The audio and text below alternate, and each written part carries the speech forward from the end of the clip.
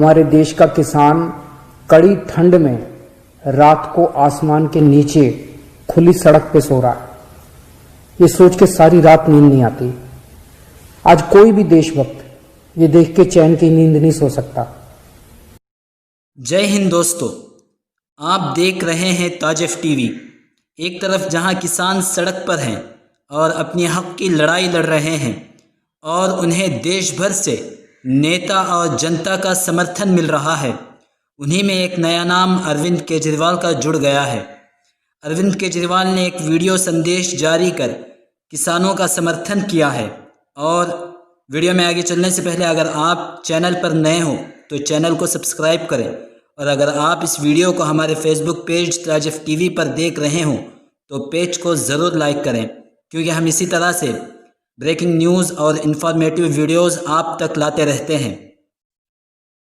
अरविंद केजरीवाल ने एक वीडियो संदेश जारी कर किसानों का समर्थन किया है और कहा है कि हमारे देश का किसान आज ठंड की हालत में रास्तों पर रात गुजार रहा है और अपने साथ वे जुल्म के खिलाफ आवाज़ उठा रहा है। केजरीवाल ने कहा कि ये लड़ाई सिर्फ किसानों की नहीं है, बल्कि लड़ाई सारे देशवासियों की है। इसमें किसी तरह की कोई राजनीति नहीं होनी चाहिए।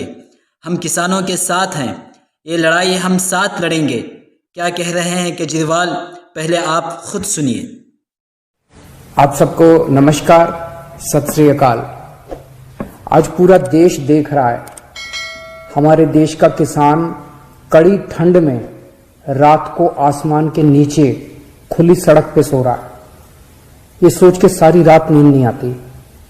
आज कोई भी देशभक्त ये देख के चैन की नींद नहीं सो सकता। ये लड़ाई सिर्फ हमारे किसान भाइयों की नहीं है, ये हम सब की लड़ाई है।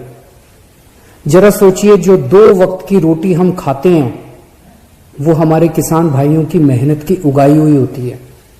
हम सबको इस लड़ाई में अपने किसान भाइयों का साथ देना है। कल पंजाब के मुख्यमंत्री ने मुझ पे आरोप लगाए कि दिल्ली में मैंने ये काले कानून पास कर दिए। इतने नाजुक मौके पे भी इस तरह की गिरी हुई राजनीति कैप्टन साहब कैसे कर सकते हैं? ये तो तीनों केंद्र के कानून हैं। जिस दिन राष्ट्रपति के इन तीनों कानूनों पे दस्तखत हुए थे, उसी दिन ये तीनों कानून पूरे देश में लागू हो गए। अब ये किसी राज्य सरकार के ऊपर नहीं है कि वो इन्हें लागू करेगी या नहीं करेगी। अगर राज्य सरकारों पे होता तो देश भर से किसान केंद्र सरकार से बात करने के लिए दिल्ली क्यों आते? वो अपने अपने राज्य के मुख्यमंत्रियों से मांग करते। ये कानून केंद्र सरकार लाई है और कोई भी राज्य सरकार इन कानूनों को ना तो रोक सकती है और ना पास कर सकती है। अब सवाल ये है कि जब कैप्टन साहब को ये बात पता है तो फिर उन्होंने मुझ पर ये झूठे आरोप क्यों लगाए?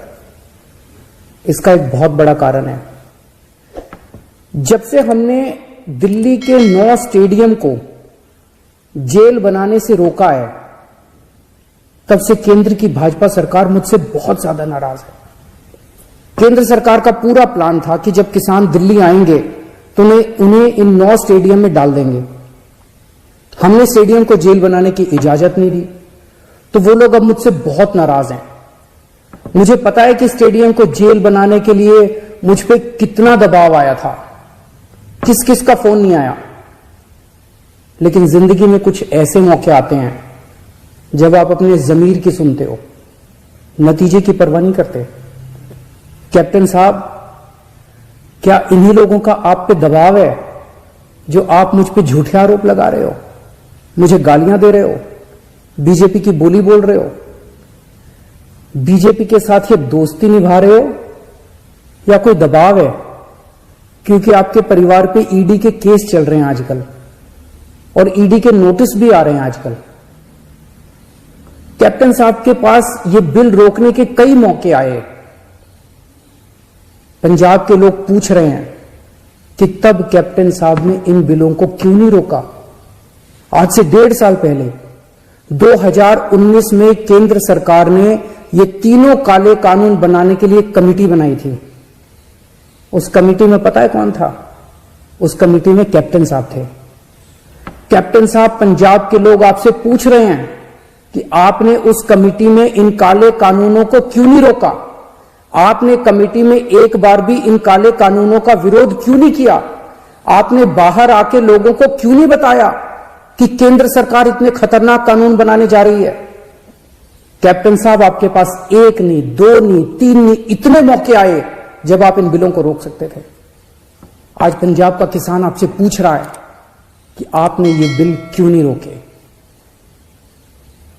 आज दिल्ली की सरहद पे पंजाब का किसान है और देश की सरहद पे उसी किसान का बेटा पंजाब का जवान है।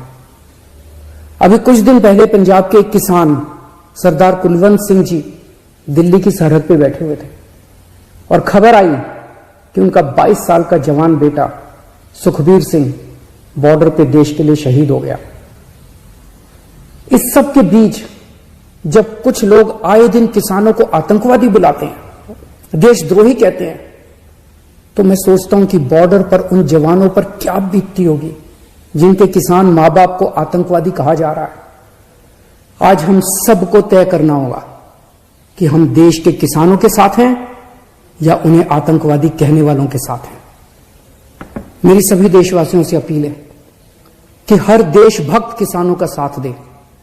मेरी सभी आम आदमी पार्टी के लोगों से अपील है, कोई राजनीति नहीं करनी, सभी पार्टियों के लोगों के साथ मिलके भारतीय बनके किसानों की सेवा करनी है। राजनीति करने को पूरी जिंदगी पड़ी है, अभी बस सेवादार बनके सेवा करो।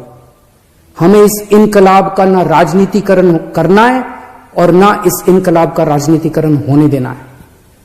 मेरी केंद्र सरकार से अपील है कि किसानों को सभी मांगे किसानों की तुरंत मानी जाएं और एमएसपी की गारंटी को कानून में डाला जाए। जय हिंद।